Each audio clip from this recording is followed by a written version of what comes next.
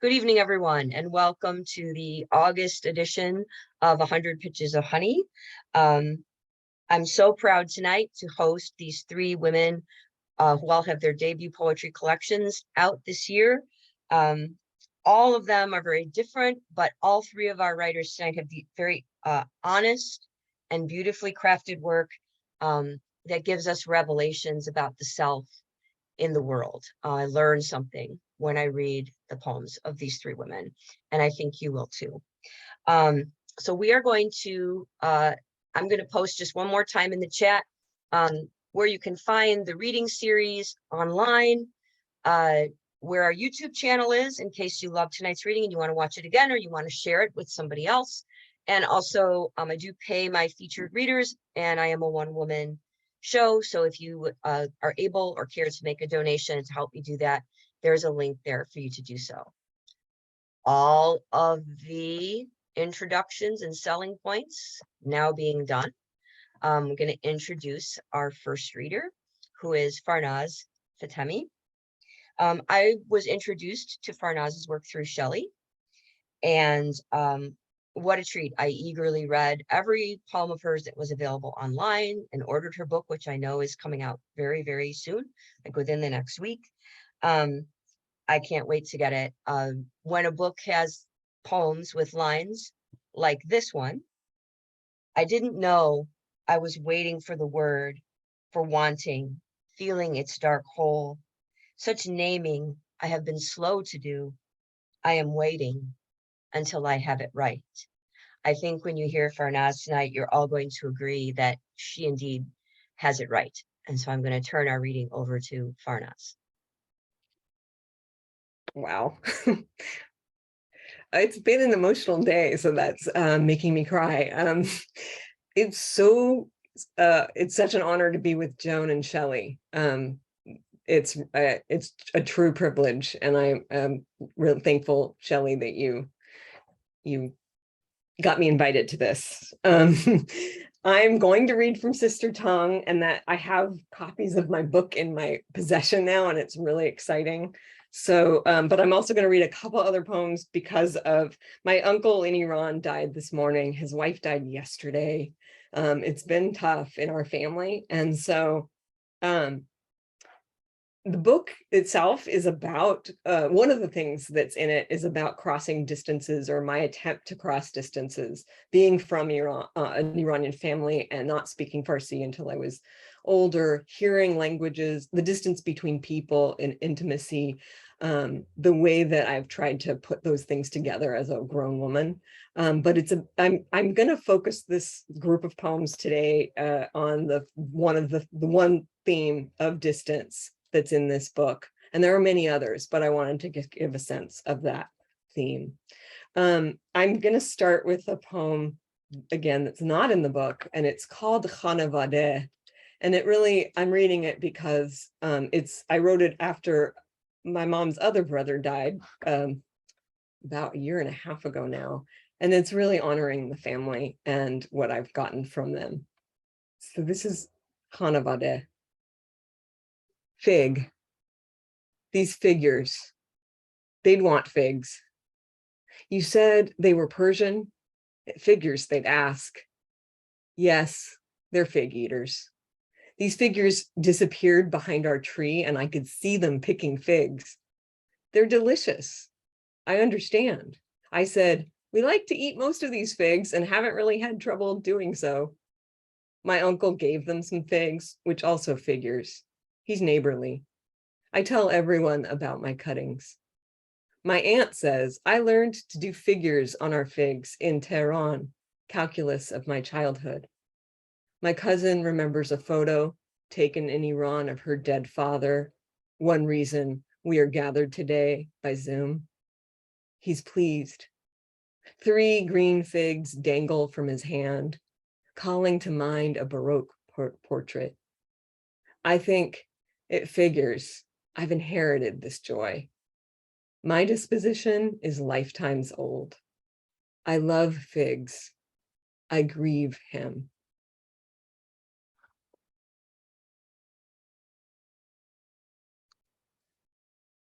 And this is from The next few are from the book.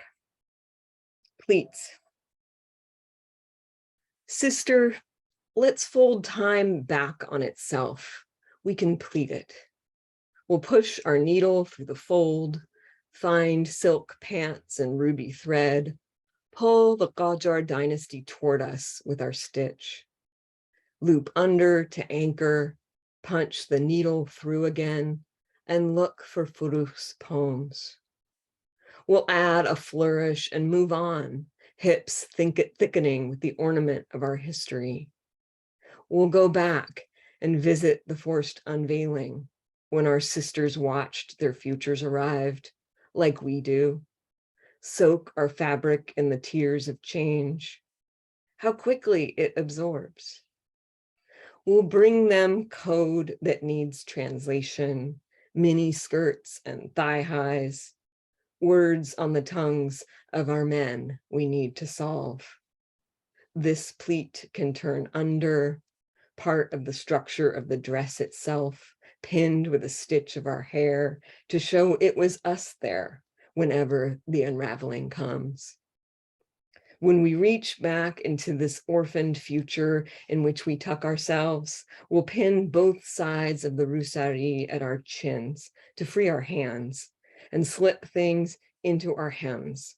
This smartphone, that Excedrin PM, a degree in computer science and math, for what good they do.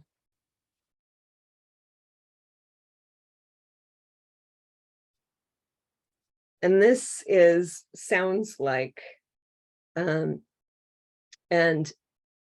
it's about hearing language as a kid. In the cul-de-sac next street over, someone sold a Coleman stove for $1 at a garage sale, and I came home with it saying, let's go camping. I was raised on accented English. My mother and sister and I were tree.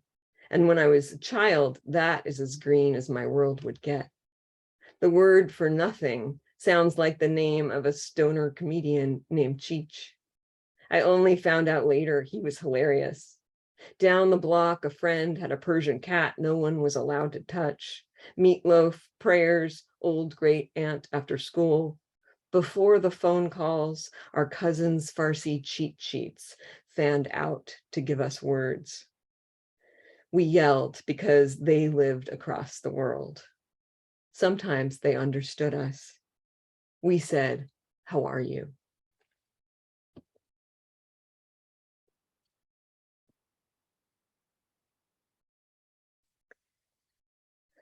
Untranslated. In the silence of my girlhood, spoons clattered in glasses of tea. The squeak of the front door closing. I was the child I'd never have. I listened for clues. I spoke without saying a thing. I made sounds to fill the spaces I could see around everyone. My teeth and eyes gleamed, face open, a flower, as if to say to these people, speak, say things I understand. Their untranslated words whoosh by, an autumn gust, staticky din of English and Farsi with afternoon fruit and cookies, my lips mouthing along with them to pay attention as I wrote their stories in my head, rearranged the letters into meaning. I heard the squished sounds of a heartbeat in a stethoscope, pump and thrum. In the languages of women I could have been, I felt both lonely and contained. We were chadorless, light-skinned. All the women who disappeared into the silence inside me, I pull from the roar of the past. I make introductions, by which I mean I want the foreigner in me to meet the foreigner in me.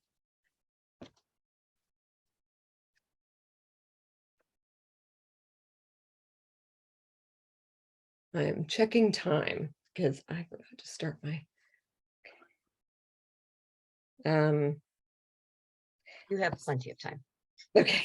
Okay, there's one more that's not in the book. that I think is part of this theme today. It's called Sleeping in the Woods with Bats. The rain has light inside it, and lying still, I hear it veer sidelong through the night, darkening. I use the sonar I have, like bats. I know they're out there. It pleases me to pay attention, find things otherwise unfindable. Hear words push themselves next to other words as they are exhaled. My father says, "What are you doing?" And his breath means, "I miss you." My mother means, "Look at me, say I matter," but says, "Why don't you read what I'm reading?" The bats sound like a heart restarting at night after it's been in my throat because you are looking into me again, sensing something maybe I don't even sense, reaching into my cavernous spaces that echo. It's true. Sometimes you know I'm afraid before I do.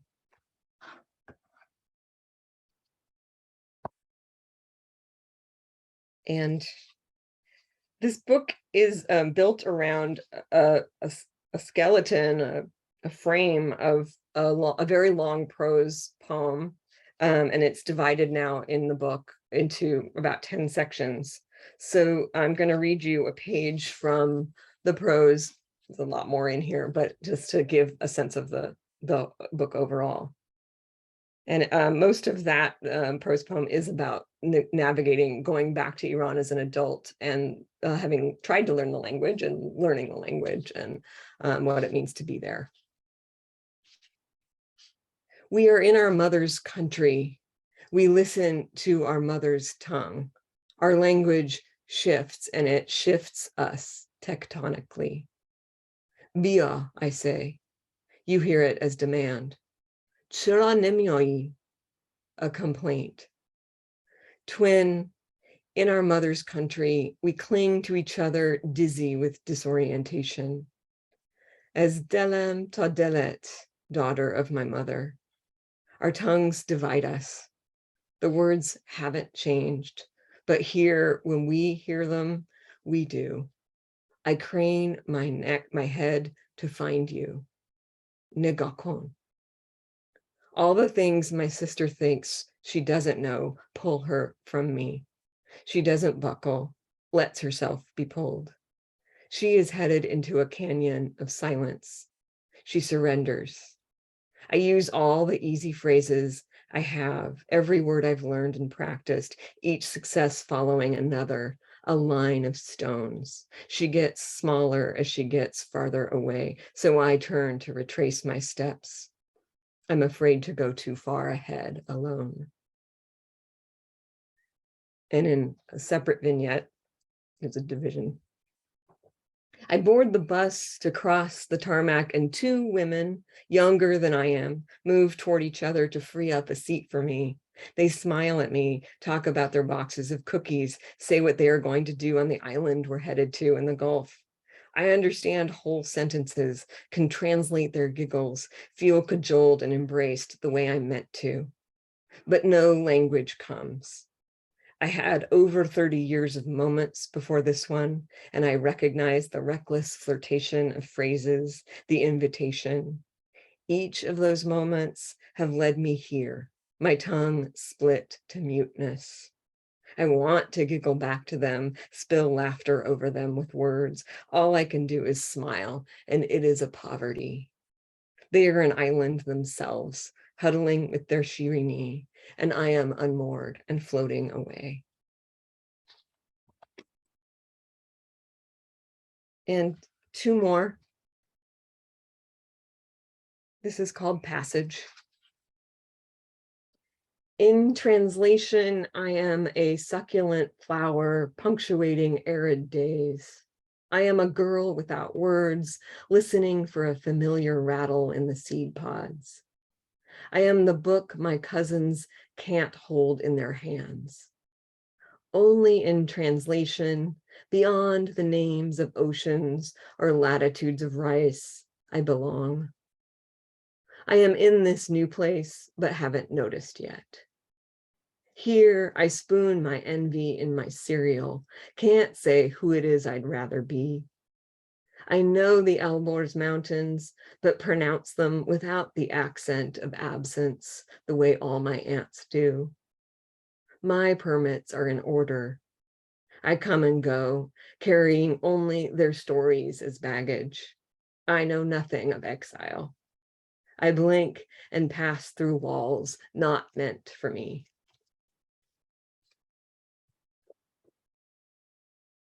And this last one is for my family. It's called Sister, and it's the oldest poem in the book. It takes place when my first trip back to Iran in 2001.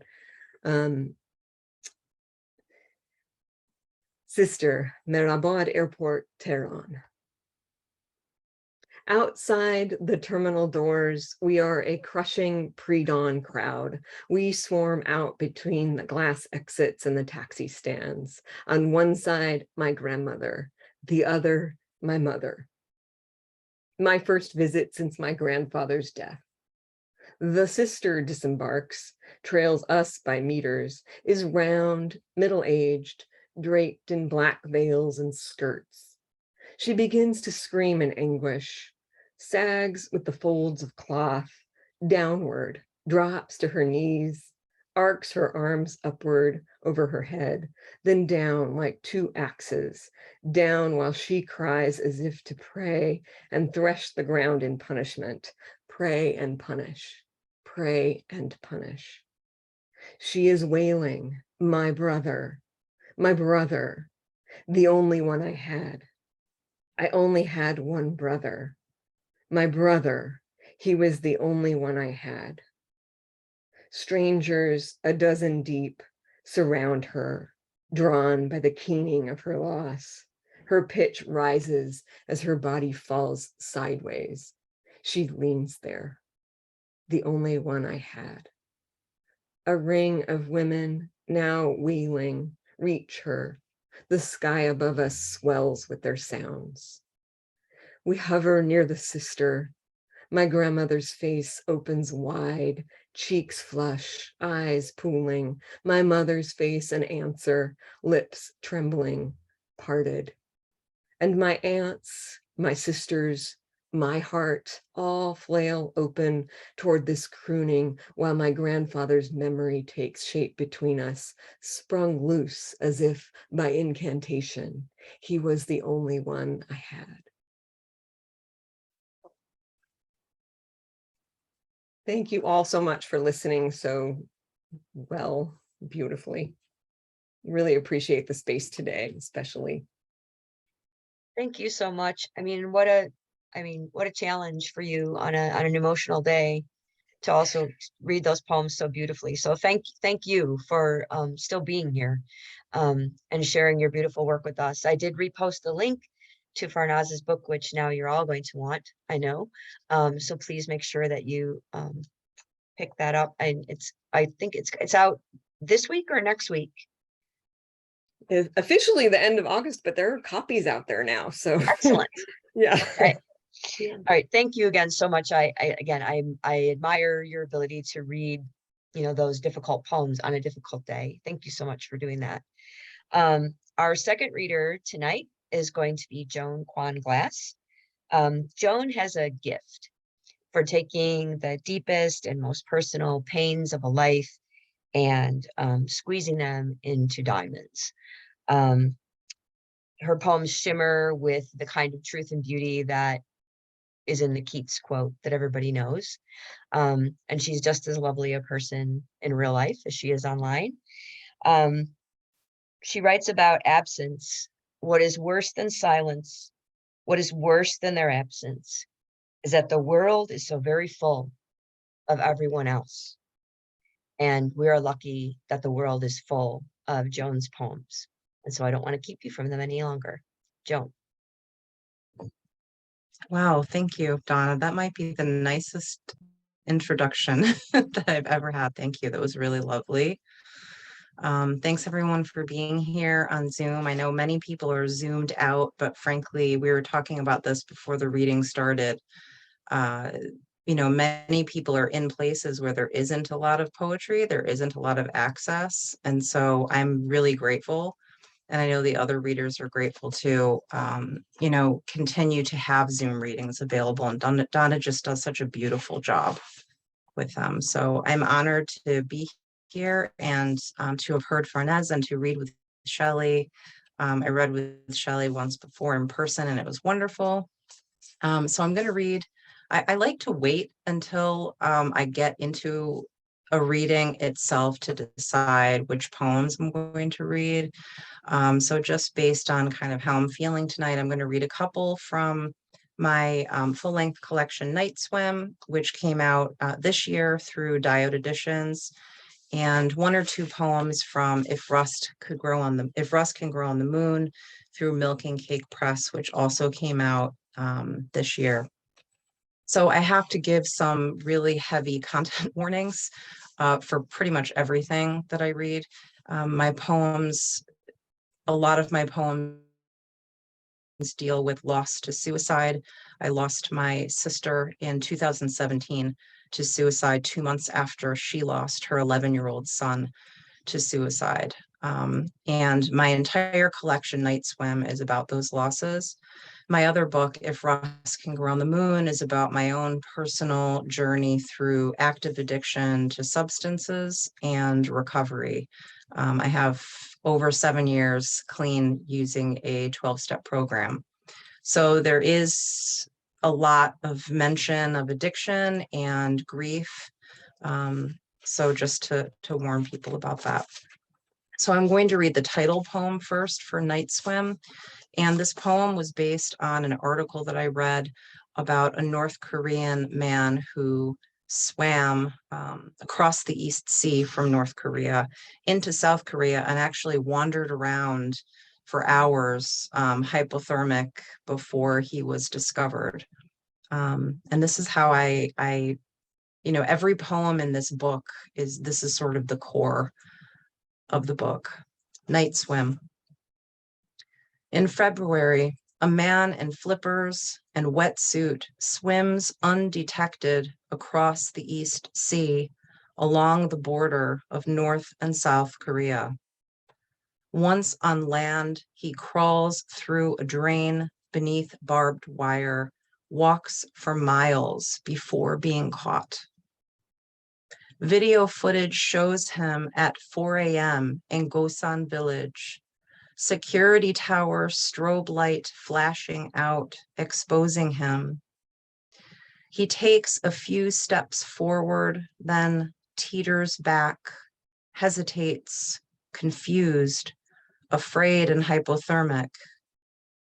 How many of us have swum through current of grief or shock, only to find ourselves disoriented, standing on the shore of a strange country? After loss to suicide, the landscape doesn't change, but everything else does. They don't release the man's name, don't show his face, only the back of his body as he staggers forward in the darkness, trying to convince himself, I am home, I am home.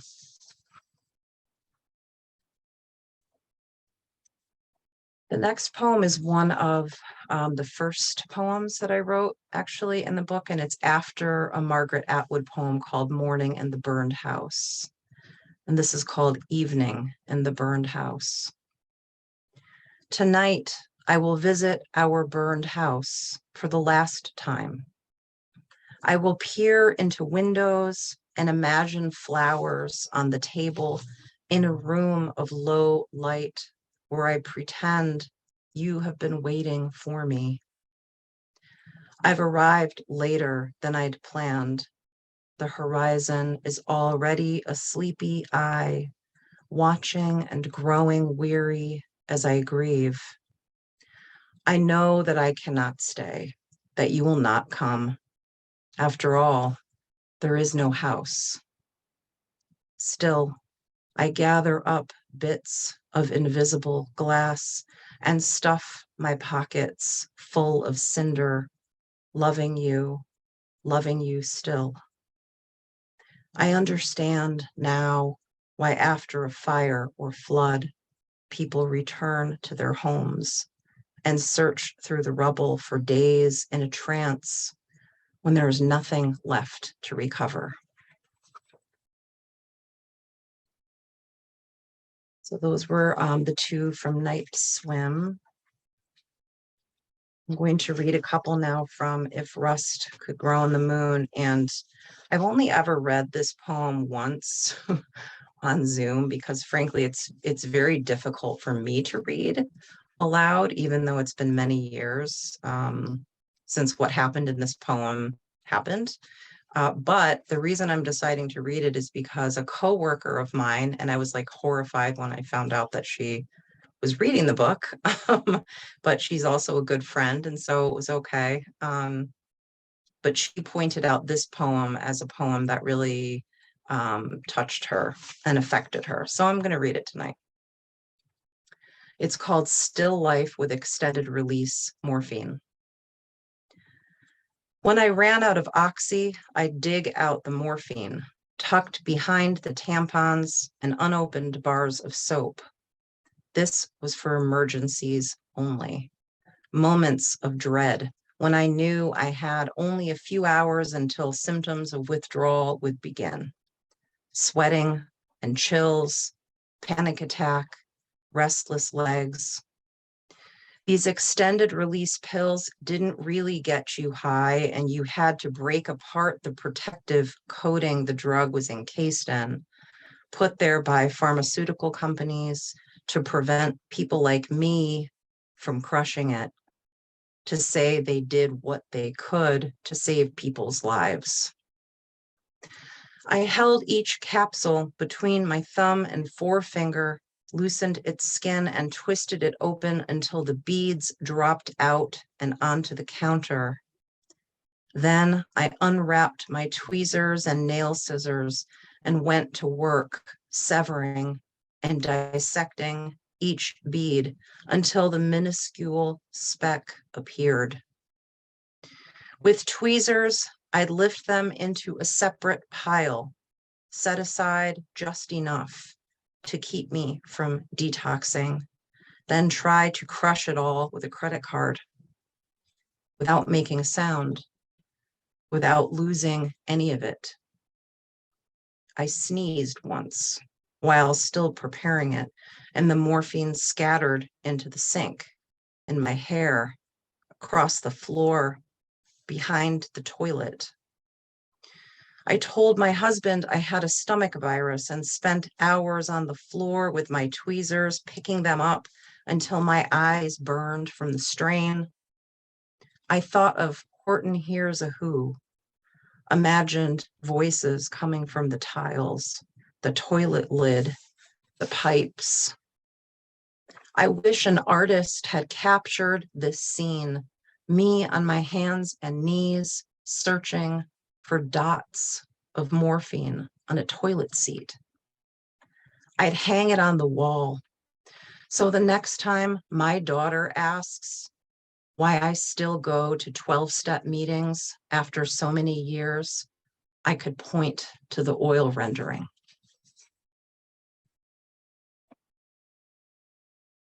Okay. Heart races when I read that one. This next one is, I've written several poems about my mother, and they're always very interesting to me because I have a very complicated relationship with my mother. My mother is a Korean immigrant, and my father is from Detroit, a very white man. And so I have both of those experiences. Anyway, I live with my mother who's 81. And this is about a conversation that we had. It's called True Grit. At dinner tonight, we make polite conversation as lobster shells lie broken and scattered across the table. My mother tells us what she's been watching on TV these days. Westerns, mainly. She loves John Wayne. It's the innocent violence, she says. I like not having to figure out who the good guy is. As a child, I accidentally killed a garter snake with my bare hands, curious how far it would stretch. I watched as its torn body writhed and flailed in the sun, stunned to still be alive. In rehab, I thought about that snake, how creatures can go on living for a while, even when severed from themselves. Over dessert, I ask my mother which John Wayne movie is her favorite. She says, the one where he saves the girl from herself. Okay, I'm going to read a few that are not in either book. I'm going to read a couple from from my micro chapbook Bloodline, which won the Washburn Prize last year.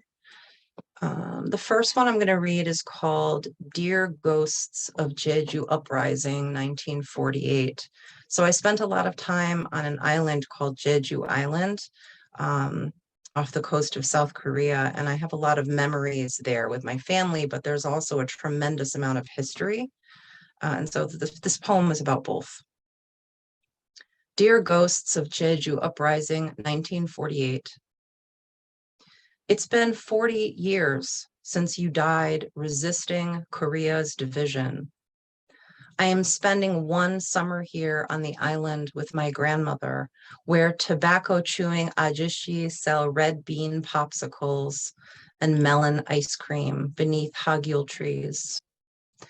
I wander the beaches where, since the dark ages, pearl divers have held their breath and submerged themselves in the Pacific, retrieved what they found to sell or eat to keep their families alive.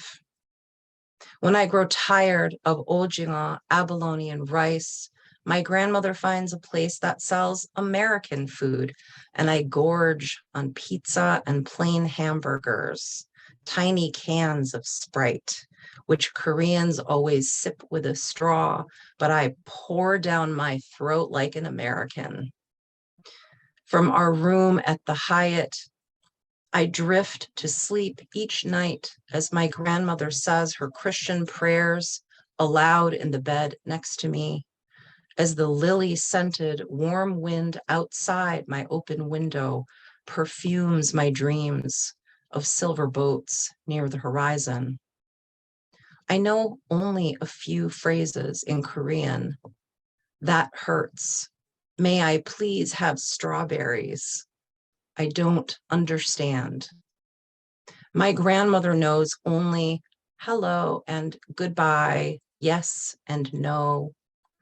One day I teach her to say fish, but because in Korean there is no letter F, it sounds like pish. When I giggle at her, she says it again, and we go on like that for a while. Me trying to teach her, and she saying pish, pish, pish, both of us laughing until our eyes brim with salt water. Today, a guide leads tourists by Dotru Cave. In 1948, you hid here for 60 days, decided you'd had enough of war. Mostly farmers caught between sides, determined to no longer belong to anyone but each other. Ghosts of Jeju, if you could speak and I could understand you, what would you say? Would you say, hello? Say, it hurts. Say, pish, over and over until the boats cross the horizon, until I dream myself into the cave where your moon white bones stand together still in our still divided country, roaring in every language. I actually just looked at the time and I think that I should stop. So thank you all so much for listening. Thank you, Joan. That was beautiful. It's interesting, so wonderful tonight to be that we're being taken all over the kind of internal and geographical world in the work of these writers with such tenderness toward family and legacy. Just beautiful. And I know our third reader will be no different. I had the pleasure of reviewing Shelley Wong's first collection, which is called As She Appears, for Limprist magazine, which is run by Dustin Brookshire, who's in our audience tonight. And to me, one of the most striking parts of the collection is how it engages such a wide set of tools, not just linguistically, wordplay and beautiful language, but also references to heritage and nature and pop culture and art.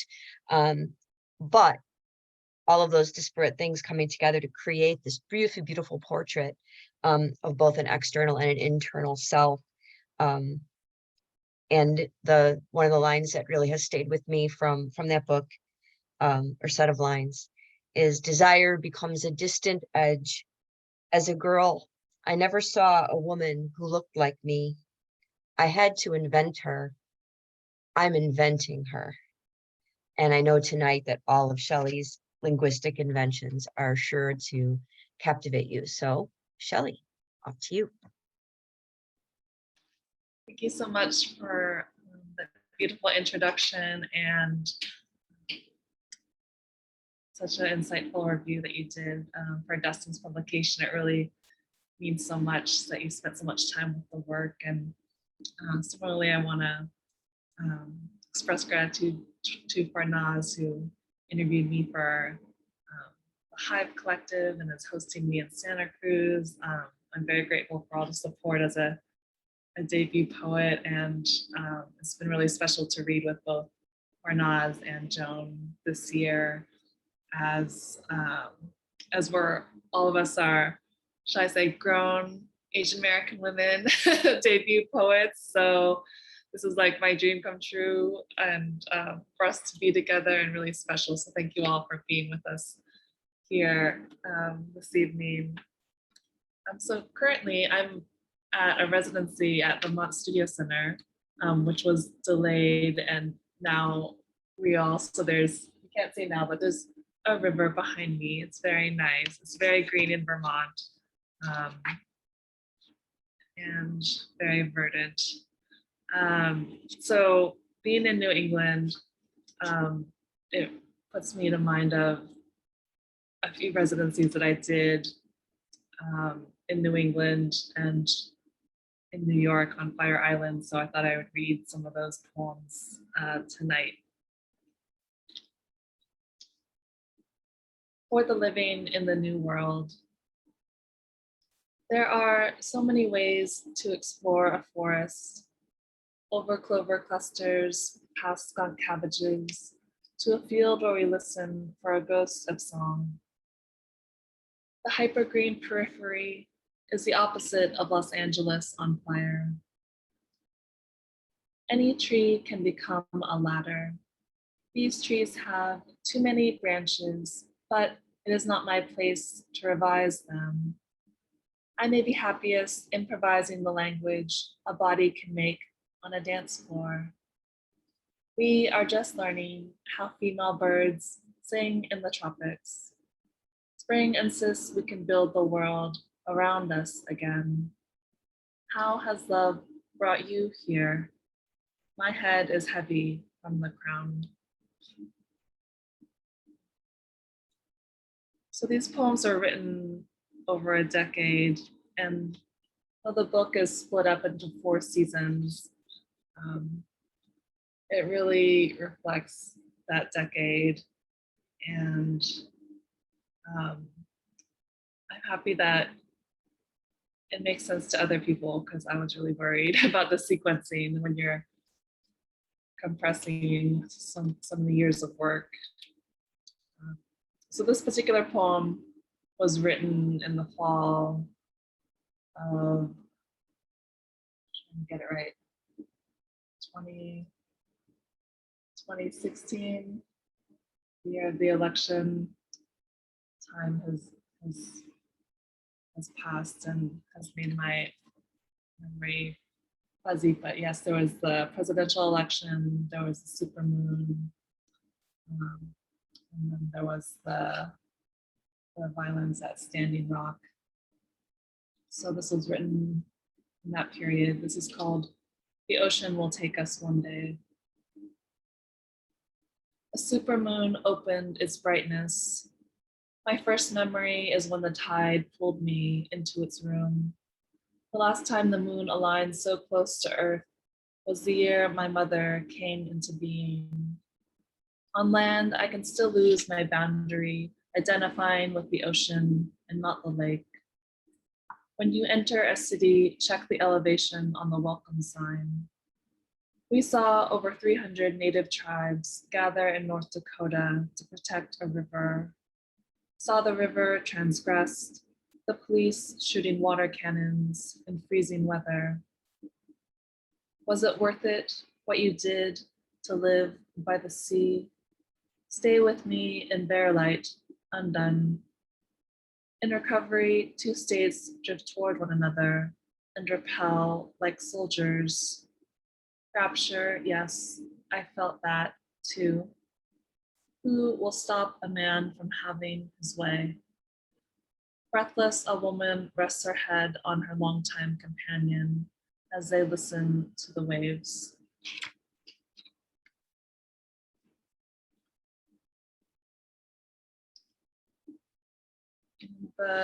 This women speaker in this poem goes not only across time and distance, but also place. And there's a series of poems that go back and forth in time, reflecting on a queer relationship with a woman. And it's rooted in actual lived experience. So I lived in New York in the 2000s. And at the time, my partner worked for the official Pride organization. So it was really quite an event to have backstage access to all of the major Pride events that happened in New York City. And it was really special to have that community as a young person. So this is called Pride Month, and it has an epigraph from Anne Sexton. It is June, I am tired of being brave. It is June, and I read about having grace to forgive those who would condemn us. It is June, and a man reads a poem where the father becomes a dying stag, and the son says, there is something I need to tell you.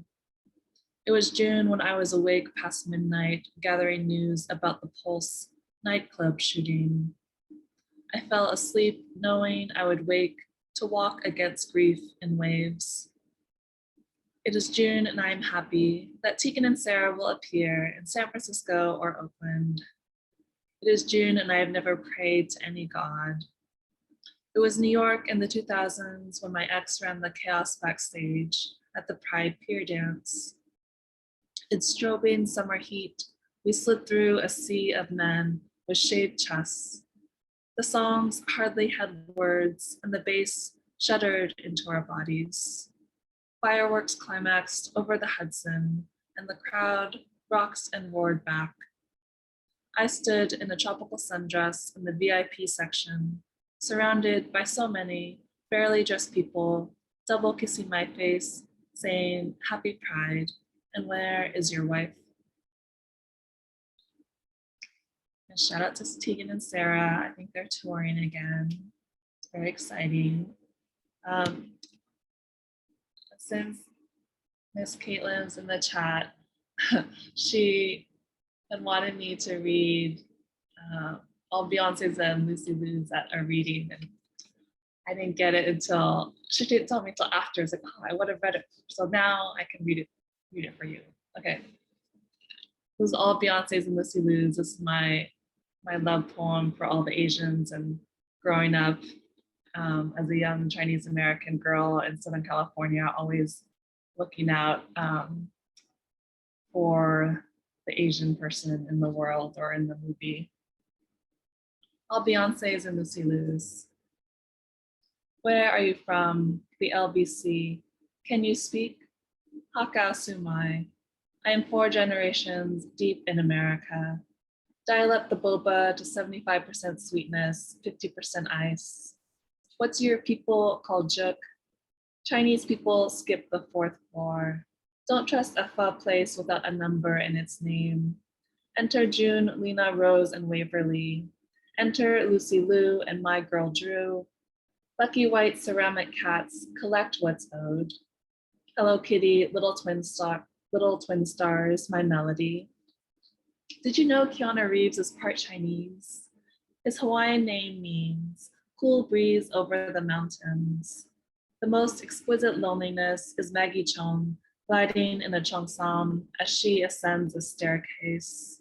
In my domestic dress, I calculate my proportions with finesse, like a G6.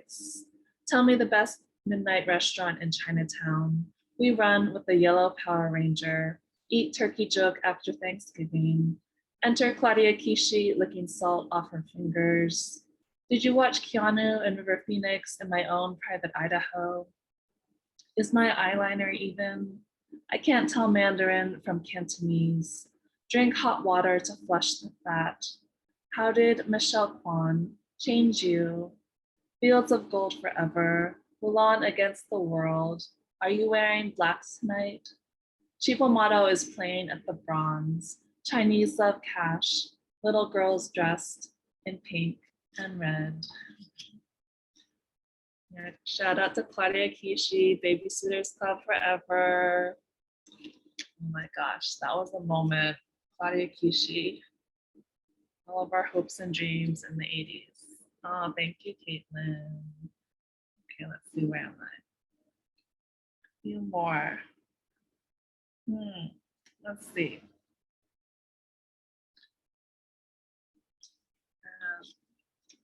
I liked how Donna talked about pursuit, which is, I think, one of my few narrative poems. And also, I find it's funny, and it has a New England reference, so I'll read that one. Pursuit. What did you buy for me in Connecticut? A small, strange gift, you wrote. We met at a lakeside retreat. You were perpetually emo, with a voice like a struck match. In your black t-shirt, you would lose your silk if I glanced at you too long. You had raccoon eyeliner and a dangling chain wallet, like a Hot Topic teen.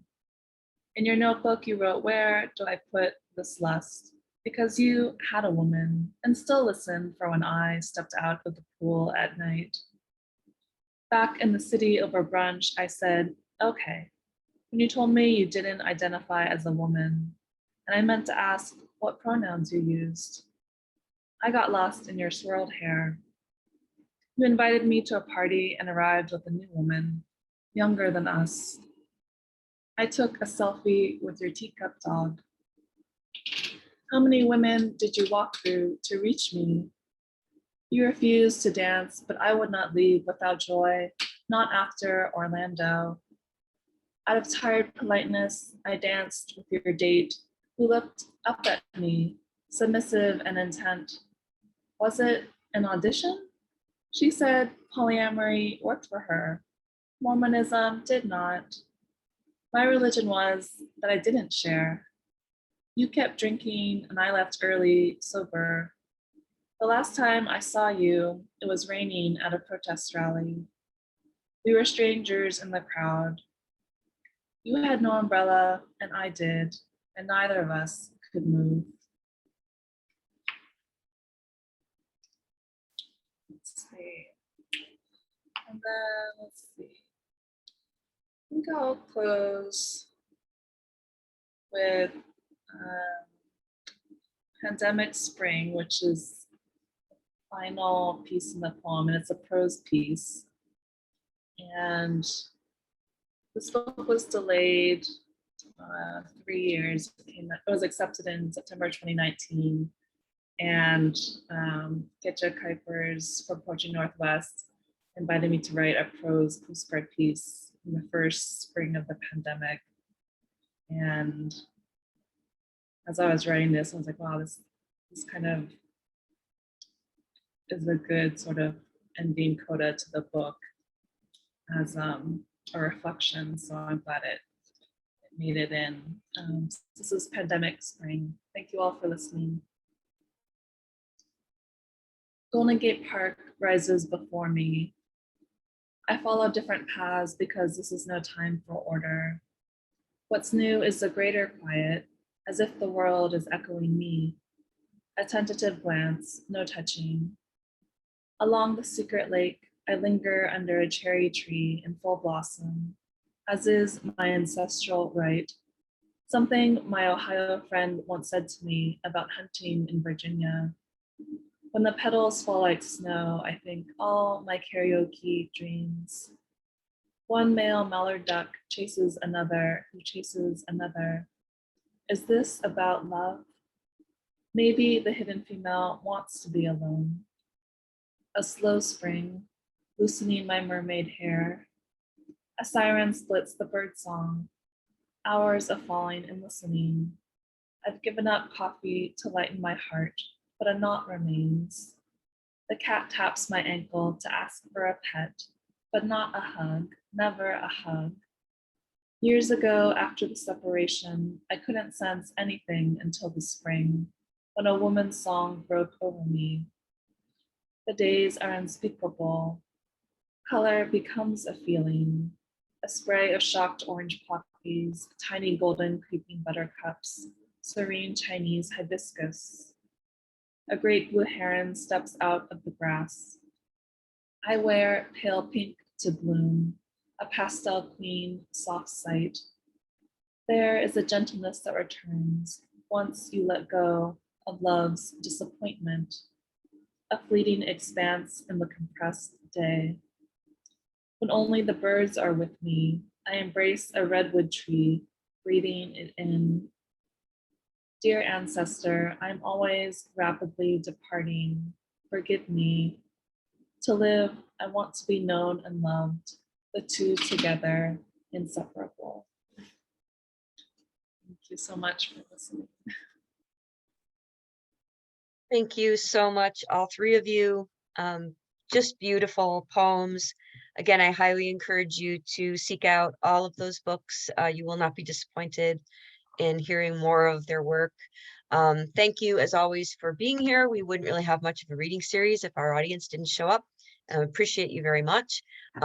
If you want to follow along for future readings, post it again where you can find us on social media. We do have a YouTube channel that has all of, I see saying we, like I have like a staff. I have a YouTube channel where all of the previous readings are posted, and this one will be later this evening. I want to just get you ready for us in September. On the 15th of September, we will have poets Jessica Walsh and Shannon Wolf, who I think is here tonight, as well as some fiction from Emily Capitini, who has amazing flash fiction about Scooby-Doo, so you won't want to miss it. Well, thank you, all of you, for being here. Thank you to all three of our readers who were wonderful. And I'm going to stop the recording. You can feel free to stick around and say hello to our readers and unmute if you like, or we understand everyone's time is valuable if you need to go. Thank you for coming, and we'll see you next time, hopefully.